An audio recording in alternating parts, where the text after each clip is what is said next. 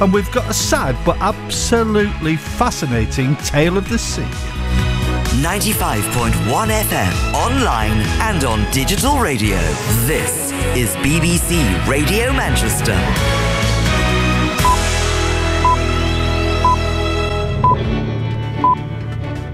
Four Tops, Walk Away, Renee. What a top tune that is on BBC Radio Manchester.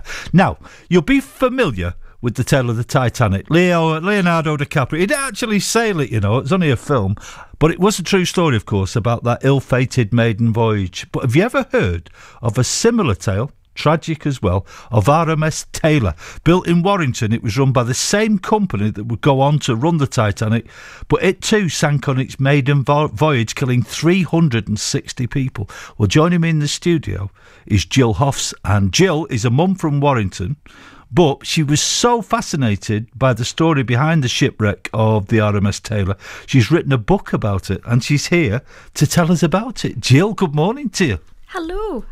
Are you Scottish? I am. Got a very quiet Scottish voice. So I'll tell you what I'll do. I'll whack you up because you're competing with my big snotty mank boom. So go on. We all sometimes pick up a book or we find a story that fascinates us, but we don't all go on to write our own book about it. Well, it was the only way I could get it out of my head, because when I was reading the survivor accounts, they were just so gripping that I thought, well, I'll never forget this, but I need to get it out somehow so I can go and remember the shopping at Morrison's or whatever. So I wrote about it instead. Let's go right down to the basic. It's spelt Tayleur. Is it pronounced? I've been pronounced it Taylor. That's how I believe it's meant to be pronounced. It's named after the chap who actually was running the foundry when it was built in Warrington. It looks like it should be French. It should, yes. I was going to give it Tayleur, but I thought, if I'm wrong, she's going to come in and belt me here. Throw cake at you. So where did you come across the story in the first instance, Jill? I was in Warrington Museum with my little boy, and there was a porthole and some crockery and this little exhibit with this big picture of a big, huge, enormous ship. And the curator saw me looking at it and explained that this ship had been built in Warrington. And I was flabbergasted because it's inland. The Mersey near where I live is very, very shallow. And this giant vessel had been built there, and I was amazed. So he said, well, look up the accounts. And I did, and gosh, heartbreaking. No, but you're a mum with a child. Yeah. So you find something that fascinates you. That's happened probably to more kids with children than you can shake a stick at. But something must have actually struck a chord within you that you think, I am going to pursue this now? Well, it wasn't immediate that I thought, oh, I'll write a book on that. I wasn't a writer at the time. I've only been a writer a couple of years. What grabbed me was the accounts, and I started to research more and more, and I didn't understand why I hadn't already known about this ship. It had made worldwide news at the time. It was covered in Australia, Germany, all over the place. It was a Victorian nightmare that this luxury liner had gone down with such loss when it was supposed to be so safe, so luxurious, so fancy. It even had toilets, which were a rarity at the time. And the coverage was just so intimate in detail that it made me cry, and I had to know more. How easy was it to actually research the tale then? It was relatively easy in that most things are online now, so a lot of these old newspapers have been scanned. If this had been 10 years ago, I wouldn't have found a fraction of what I had. So for people who haven't got a clue what happened, just give us a basic outline of that maiden voyage of RMS Tayleur. Are we settling on Taylor, aren't we? We're settling on Taylor. So RMS Tayleur, maiden voyage, tell us what happens. Set sail 19th January 1854 from Liverpool. Full of cargo, things like gravestones, crockery, things that they would need in Australia. Going to the Australian gold rush, full of people wanting to make a fortune.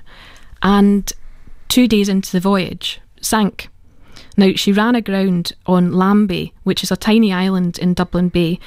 This was the middle of the day, and although they saw the island, there was half an hour between hearing land ho and actually running full tilt into the cliff. Virtually everyone, virtually all the women and children died. even though the ship was actually a couple of metres from land. And people saw the ship going down on Ireland, on the mainland of Ireland. But because wrecks were so common, they'd seen another ship going down, I think it was the day before. So when they were reporting seeing this ship, running into the island, it was dismissed as just, oh, well, no, you're confused. Because wrecks were just so common. There was at least 3 or 4 a day in British and Irish waters at that time. But if you're that close to land and you can see people in the water, doesn't the commonness of it become irrelevant over your natural urge to help people? People wanted to help, but at the time the weather was dreadful and the tide didn't help. It made the ship run into this cliff. But the people who were actually on the island didn't have a clue what was going on. They were at the other end, the end that was closest to Dublin itself. So the people that were on the ship, they had no help. They just had themselves. They couldn't even get the lifeboats down properly. The people that managed to get onto the rocks were getting washed off, and it was just the people who could manage to climb up this sheer cliff in horrific weather with broken arms, their noses torn off, ankles dislocated, who actually survived. Now, in terms of there were survivors of this, 290 people of 650 actually survived. Yes. So they will have people who've come behind them. So do you think there are people out there who have no idea that they had predecessors on this ship? Oh, absolutely. I mean, I managed to get in contact with some of the descendants, and they had no idea because their relatives, according to the census, which is taken every 10 years, had stayed put. But if you actually look up your relatives in the newspapers, you might find that they have actually gone off to Australia or to the Californian gold rush, but then come back, which is what had happened.